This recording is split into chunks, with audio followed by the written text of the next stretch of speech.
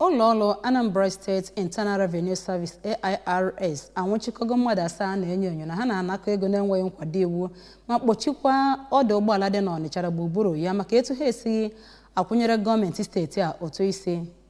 Nnukwu onye Director na-elekọta ije ozi nakwa ịnakọta ego nke AIRS Dr. Christian Mmadu mere nwụchikọ a n'oge ọ gara njem n'ọdụ ụgbọala ahụ bụ ndị jụrụ na ha agaghị akwụnye ụtụ isi a na-akpa ego gọọmenti. Onye nta akụkọ anyị bụ Amaka Chibuzoko soro ha wee gaa wee kọrọ anyị akụkọ ka o si wee mee.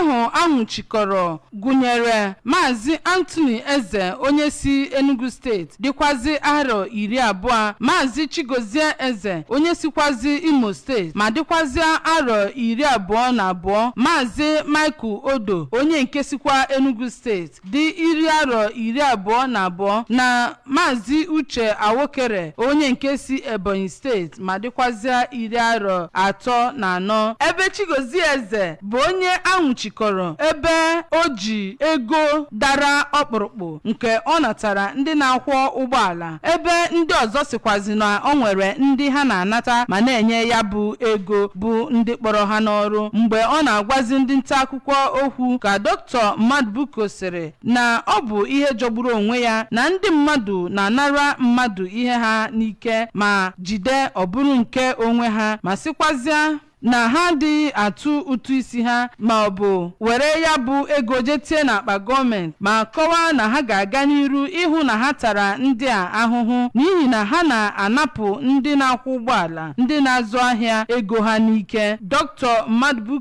sịrị na ọchịchị nọ ugbu a bụ nke na-agaghị anabata ihe jọrọ njọ ma sịkwazịa na ha ga-ewepụta amụma a ga-eji wee na-ata ndị ahụ ahụhụ. Ọ gara n'iru ma yọọ si na ha ekpebigo na a ga-akpochapụ ndị a na-ebi aja ndụ na-akpakwa aja agwa wee nyere ndị Anambra ma yọkwazịa ka onye ọbụla ruru ogo ịtụ ụtụ isi ya ga-atụ anya.